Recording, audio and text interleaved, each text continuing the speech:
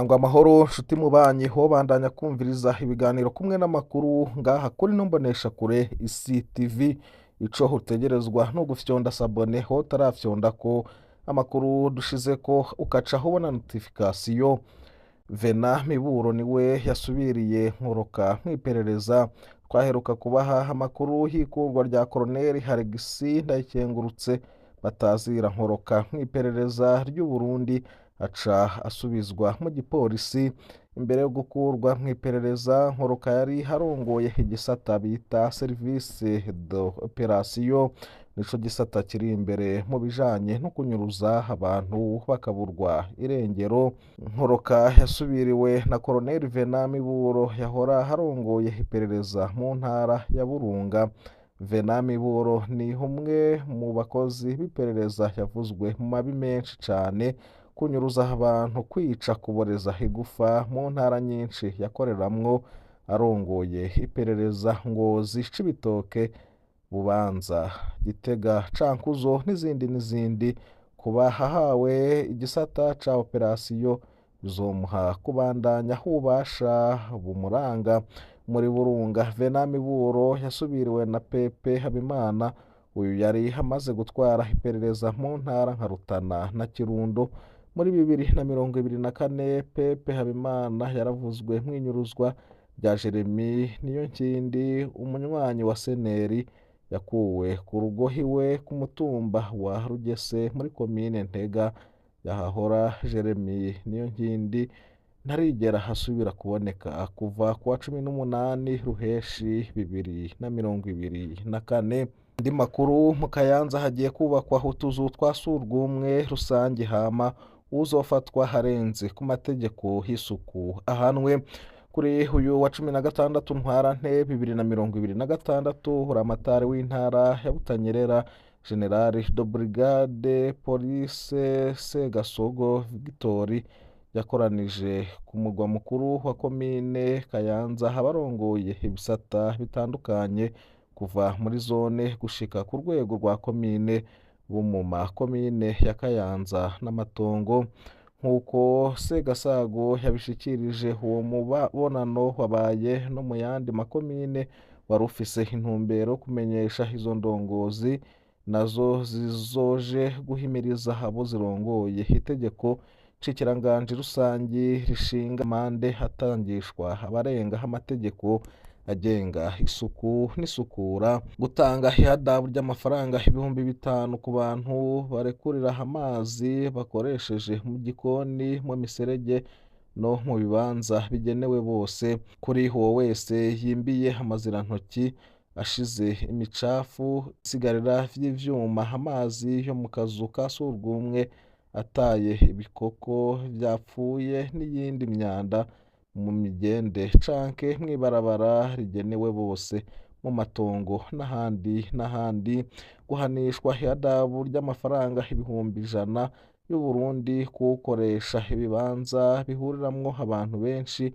ubunywero, uburiro, ubutambiro, ibibanza vyo gusengeramwo, amasoko, amavuriro bidafise utuzu twa surwumwe tubereye. Guhanisha ihadabu ry'amafaranga 100,000 y'u Burundi uwo wese hanywereye itabi mu bibanza bihuriramwo abantu benshi canke atumiriye umwotsi w'itabi ku bandi. Buramatari w'intara ya Butanyerera yahamagariye indongozi gufata iya mbere mu gukurikiza ayo mategeko no guhimiriza abo barongoye mw'iyubahirizwa ryayo. Mu gihe havugwa ibibanza bimwe cane mu gisagara ca Kayanza hatagira aho tuzu twa surwumwe rusange, musitanteri w'iyo komine yiyemeje ko bagiye kutwubaka aho bikenewe. Aho turi naho ariko tudakoreshwa ico twagenewe ngo tugiye gusanurwa kugira ngo abituma mu bisanze bahebe iyo ngendo. Nayo ibiciro vyo guhanahana amafaranga hagati y'aba agenti n'aba super agenti ba Rumikashi vyaradugijwe biva ku bice ubusa n'ibice 3 bija kuri 1%. Iyo ngingo iraba abahana amafaranga badasangiye uwo bita umu super agent yatanguye kuja mu ngiro kuva kwa 15 Ntwarante 2026. Muri Rumikashi bavuga ko hari mu ntumbero yo gushira mu ngiro igice ca kabiri c'ingingo nshasha z'ubudandaji catanguye muri Munyonyo 2024 mu ntumbero yo gukomeza ibikorwa vy'ico gisata no gukorana neza. Kubw'iyo ngingo ufasha abantu guhanahana amahera agenti aha amahera yo muri telefone mugenzi we badasangiye umusupa agenti akatwa amafaranga ibice 1% mu gihe yahora ariha ibice ubusa n'ibice 3%. Bisigura ko utanze nk'ayangana ibihumbi 100 y'u Burundi akatwa igihumbi y'u Burundi mu gihe yahora akatwa 300 y'u Burundi. Muri Rumiteri bavuga ko iyo ngingo izofasha kandi gutunganya neza amafaranga ahanahanwa n'abakora akazi ka Rumikashi, yongere igabanye ibikorwa bimwe bimwe atanyungu bizana kuri iryo shirahamwe.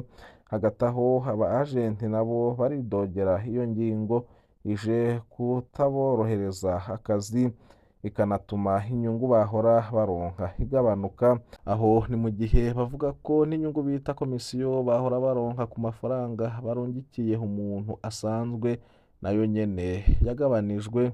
Mu makuru y'indero, Rutana abanyeshuri birukanywe burundu inyuma y'uko bakuwe amanota menshi y'indero bagaca bagira umugambi wo kwiba amakaye y'indero.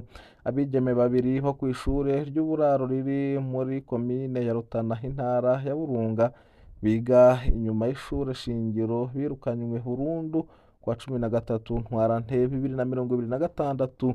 Abo banyeshure bafashwe mw'ijoro ryo kuwa 11 Ntwarante 2026 binjiye mu biro by'abakurikirana ivy'indero maze batwara amakaye 13 yandikwamo uko abanyeshure bitwara. Inyuma yo kuyatwara bayajanye kuyabitsa mu muhana, bakavuga ko babikoze kugira amanota y'indero bari bamaze gutakaza abe imfabusa. Umwe akaba yaramaze gukurwa amanota 67, uwundi 63 yose mu gice ca kabiri. Ivyo nivyo vyatumye bafata iyo ngingo kuko umunyeshure akuwe amanota y'indero harenze 60 bishobora gutuma ahanishwa ibihano bikomeye. Mu makaye 13 yari yibwe 11 niyo yabonetse mu gihe ayandi abiri atarashirwa ahabona. Nijimbere Lewis umuyobozi w'iryo shure hatera akamo ababa hafi y'ishure ko boza baramenyesha ubuyobozi igihe babonye ibintu vy'ishure bizanywe n'abanyeshure kuko hari aho usanga harimwo ivyo bivye bagenzi babo. Paeji Burundi yatanguye kuri uyu wa 16 Ntwarante 2026 inyigisho ku bakenyezi bimirije guhiganisha imigambi yabo yizoja imbere y'iyindi ikazoshigikirwa. Mu Burundi bwose abakenyezi bangana hafi n'150 nibo bariko barahabwa izo nyigisho z'iminsi 3 zijanye no gutunganya neza imigambi yabo. Abo bakenyezi barashima kuba Paeji iriko ibaha izo nyigisho kuko ngo bari basanzwe ku kivi ariko imigambi yabo idatonze neza. Arida Niyongabo hajejwe ihugurwa ry'urwaruka muri Paeji biciye mu kubakarihiriza ubumenyi, ahamagarira abo bakenyezi gukurikirana neza iyo nyigisho kugira ngo hageze guhiganirwa ikibanza c'abazoshigikirwa bazoronke ico bayaga. Ariko kandi n'abatazoshobora gushigikirwa na Paeji akabatera intege kuko bashobora kuzoronka amahirwe imigambi yabo ikazoshigikirwa n'ayandi mashirahamwe. Buhumuza bamwe mu barimyi bashoye ibigori vyabo mu kigo Hanajesa ntibashima uko irihwa ryagenze muri rusangi. Bamwe muri abo barimyi bavuga ko amahera bayaronse batevye, mbere hari n'abakeyi batarayaronswa kandi mu vy'ukuri amezi hamaze kurenga 8 bashoye muri ico kigo. Basigura ko uruhombo hari runini kuko birangira iyo noti idashoboye kubasahiriza haba ku gatasi canke ku mpeshi, ibica bibonwa nk'uruhombo rutagira izina.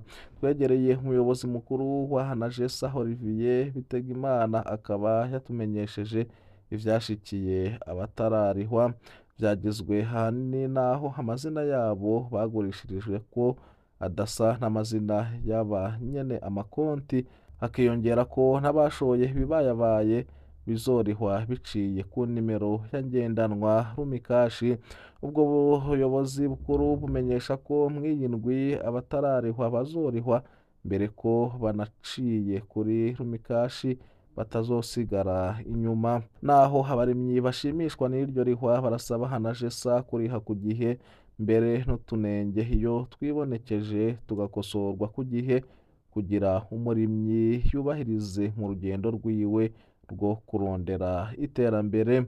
Nayo mu yandi makuru, impapuro z'inzira ziriko ziratangwa ku murindi munini ku biro vya Butanyerera, aho twasanze ku biro bitanga impapuro z'inzira mu gisagara ca Ngozi kuri uyu wa 16 Ntwarante 2026, bavuga ko abasavye impapuro z'inzira kuva mu kwezi kw'icenda 2025 bose bariko barahabwa pasiporo.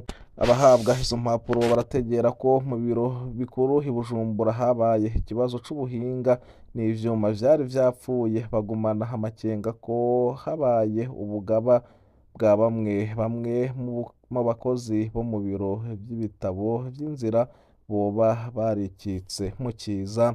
Abakora muri ivyo biro baronka abantu baba 100 ku munsi umwe baje gutora pasiporo zabo, umwe wese hatora igitabo c'inzira ciwe, kandi umuyobozi w'ivyo biro akoresha ubuhinga butandukanye kugira ngo vy'ukuri hamenye ko vy'ukuri uhawe ico gitabo ari umurundi canke ko yahawe ico gitabo abikwiye. Nayo Ngozi, abagendesha amapikipiki 2 barakomerekejwe cane, amapikipiki haranyuruzwa. Ivyo vyabereye ahitwa mu Vyegwa muri komine Ngozi, intara ya Butanyerera, ahantu hadakunze kubamwo abantu benshi, aho bivugwa ko abasuma bitwaje imbugita bakunda gutegera abagendesha amapikipiki. Mu ndwi iheze gushika kuwa 15 Ntwarante 2026, abagendesha amapikipiki 2 barakomerekejwe cane mu bitero 2 vyatewe n'abo bagizi ba nabi, baca banyuruza amapikipiki 2 mashasha atari bwashirweko imparati. Abo bakomerekejwe ubu bariko baravurirwa kwa muganga. Abajejwe umutekano bavuga ko baguma ku kivi mu gikorwa co kurondera abo bagizi ba nabi no gusubiza ayo mapikipiki yanyurujwe, nk'uko vyemezwa n'abakorera hafi y'aho ayo masanganya yabereye. Abajejwe umutekano basaba abagendesha amapikipiki kwama bicungera, bakirinda guca mu bibanza bishobora kubateza ingorane canke gutaha batevye, kandi bagakoresha amapikipiki yanditswe neza, hafise imparati n'ibindi vyangombwa. Muyinga, abanyeshuri biga muri kaminuza za leta baragendewe na musitanteri wabo, aho basanzwe baba mu nzu 3 barihirwa na komine. Ibiro 100 vy'ibiharage, amaritiro 15 y'amavuta, ibiro 150 vy'ifu y'ibigori, imifuko 12 y'amakara, hamwe n'udupaki 15 tw'impapuro, niko Gakemanyi, musitanteri wa komine Muyinga, intara ya Buhumuza, Amade Misago, ari kumwe n'umunyamabanga w'iyo komine, aho bagendera abanyeshuri 59 basanzwe baturuka mu miryango ifise amikoro make. Kuri uyu wa 14 Ntwarante 2026, basanzwe bapangiwe inzu 3 barihirwa n'iyo komine muri karitiye Mugoboka, komine Mukaza, mu gisagara ca Bujumbura. Nk'uko musitanteri Hamedi Misago yabishikirije, ngo abanyeshuri biga mu makaminuza baturuka muri komine Muyinga ngo bararenga 300, ariko abafise abavyeyi bashobora kubarihira amashure yigenga, abo barafise ubwo bacumbisha kumwe. akaba ariyo mpamvu batoye abo 59 biga mu makaminuza ya leta bakabapangira inzu babamwo, bakabafasha no mu bindi kandi mu migambi bafise ngo bazokongereza igitigiri bivanye nuko ubutunzi bwa komine buzogenda burisununura. Kubwiwe rero hakaba hatera akamo abo banyeshure ko bokunda ivyigwa bakabaha incabwenge kugira ngo bitere iteka baritere komine n'igihugu cabo. Akaba atera akamo n'izindi ndongozi ko boshigikira abanyeshure cane cane abageze mu rugero rwa kaminuza. Yagize ati abanyeshure nibwo Burundi bw'ejo, indongozi twese dukwiye kubafata mu mugongo kugira ngo babe incabwenge zizoza guteza imbere igihugu, kandi tukibuka ko hariho imiryango ifise abana baciye ubwenge ariko bikanka ko babandanya amashure kubera amikoro make. Abanyeshure rero barashimira indongozi za komine Muyinga ukungene bo bitwararitse ivyo rero ngo birabaremesha bagaheza bagakurikirana ivyigwa batekanye. Ndabashimiye nshuti babanyi twabanye muri aya makuru yaragezweko. Amakuru yacu nagasaga, ndabipfuriza kubandanya muroranirwa n'ivyo muriko murarangura vyose. Imana ibahezagire.